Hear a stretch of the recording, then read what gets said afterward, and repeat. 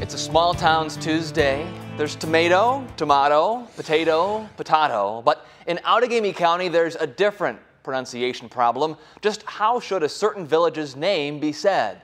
Here's NBC 26's Eric Crest. A community in north central Outagamie County has a pretty unusual sort of identity crisis situation on their hands. You know, I know the dictionary says creek, but it was always Black Creek. You know, it's been like that for 70 years to me.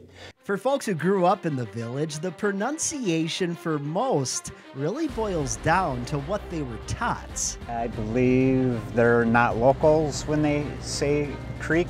It's always been Black Creek. Lived in the area for a long, long time. It's always been Black Creek. But with new folks moving into town, sometimes the old ways of saying things are lost. I say it Black Creek because I am from outside of the area. Well, I just think phonetically that's how it should be pronounced.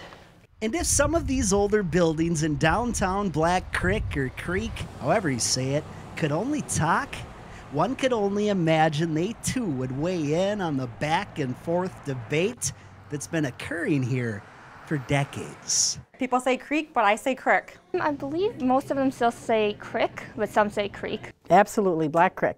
And while it's difficult to pinpoint when this village's light-hearted debate began, some have figured out how to roll with it.